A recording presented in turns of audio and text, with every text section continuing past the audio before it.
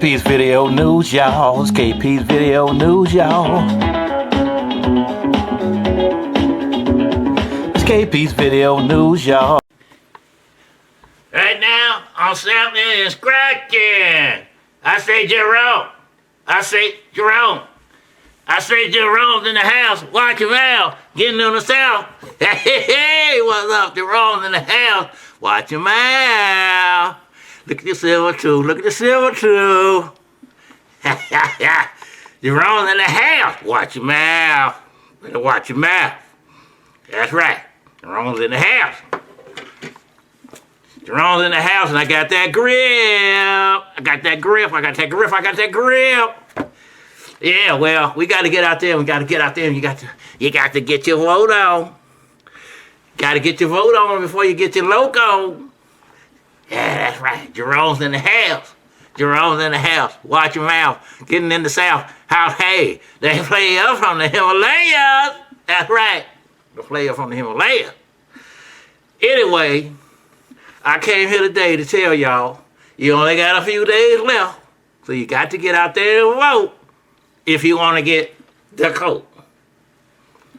That's right. Look at the silver tooth. Look at the silver tooth.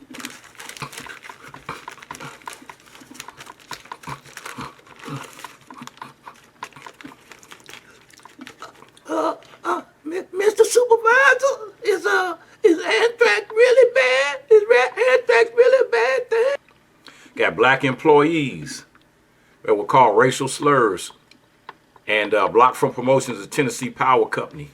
3 black employees who filed separate federal civil rights lawsuits against Nashville Electric Services of racial discrimination and its employment practices, including managers who allegedly hurled racist slurs and denied promotion to black employees in favor of white workers, have confidentially settled with the utility. Electrician Walter Clark, 22-year employee,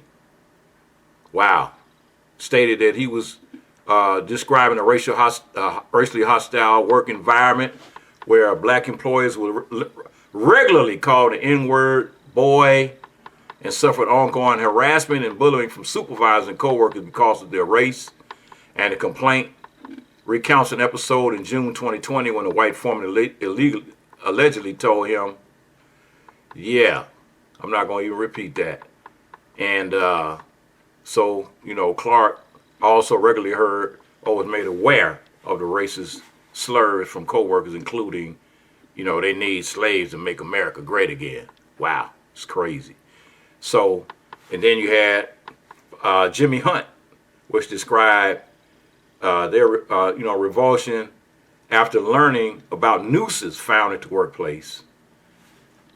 And management at NES failed to take corrective action in response to the noose episode, nor did they adequately respond in January 2023 when operations officer manager Ty Jones changed his email profile to a not equal symbol, of which Hunt's note complained it had been adopted by some white supremacists in the Anti-Defamation League.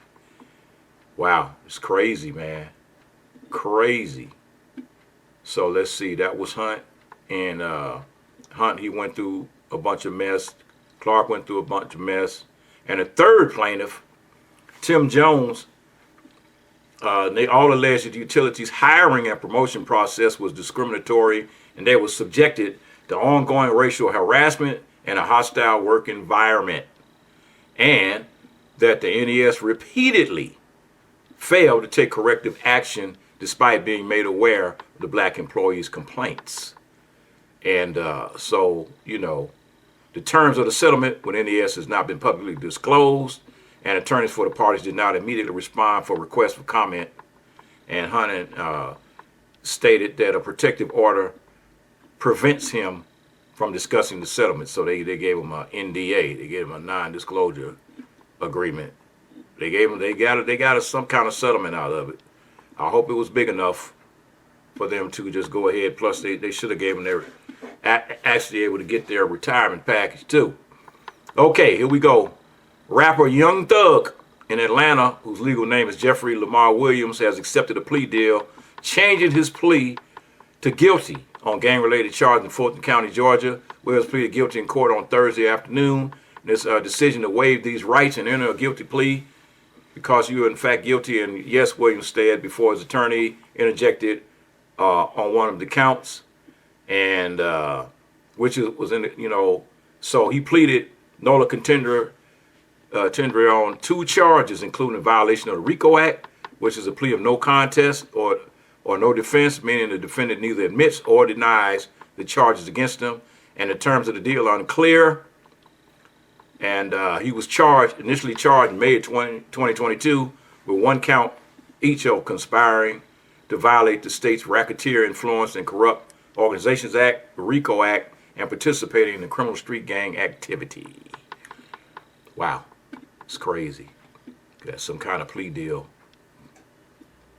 Some kind of plea deal he got over there. Anyway, athletics. Oakland Athletics owner John Fisher and his family will invest $1 billion into the construction of a stadium in Las Vegas, and U.S. Bank and Goldman Sachs will offer $300 million loan. Club executive Sandy Dean said Thursday. Dean made his remarks to a special meeting of the Las Vegas Stadium Authority Board. Dean said 4 letters will be presented on at December 5th authority meeting. Asserted construction details and financing will be in place.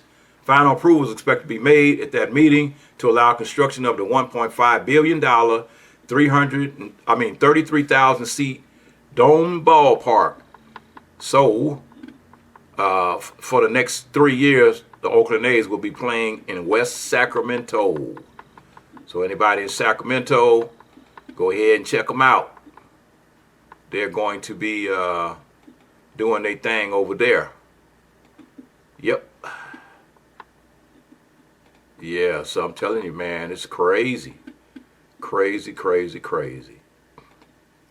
A lot of stuff going on in the world today. Like I said, we don't have that much time. So they got a 33-year-old lady that left the United States and to move to Jamaica to try to make a new life, and said she didn't think about leaving the U.S. to live somewhere else until very recently.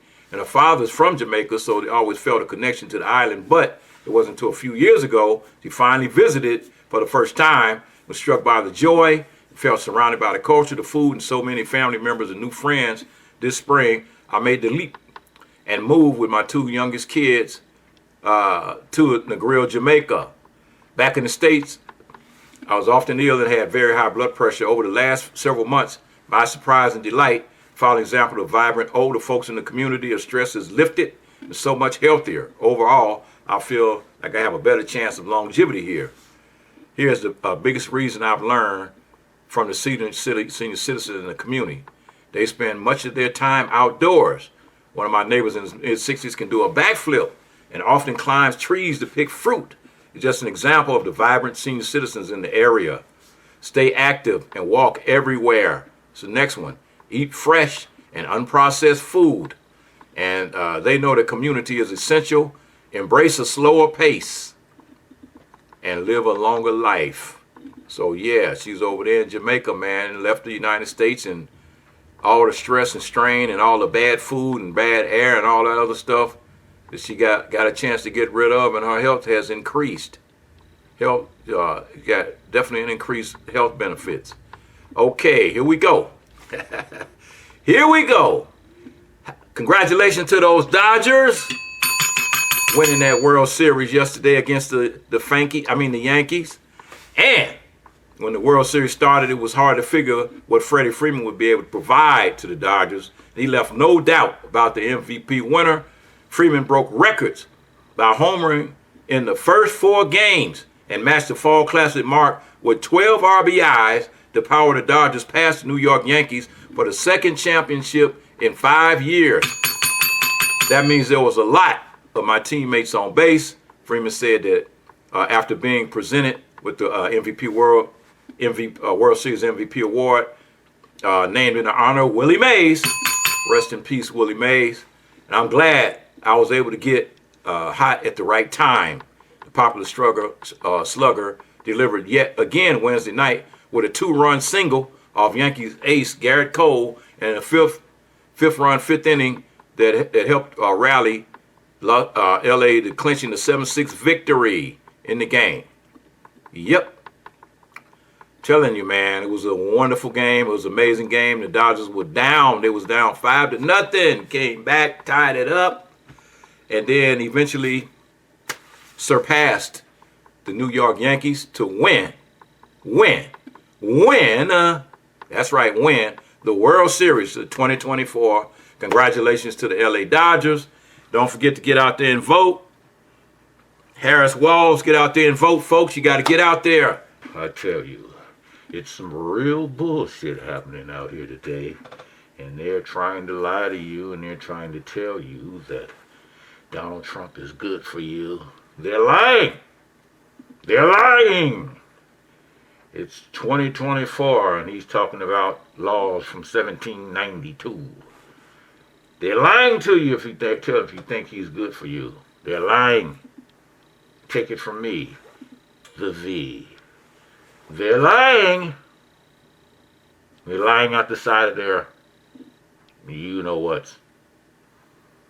And you know who the real garbage is. You know who the real garbage is. So get out there and vote. Get out there and vote. Otherwise, don't make any excuses. No excuses on January 7th. No excuses on January 6th.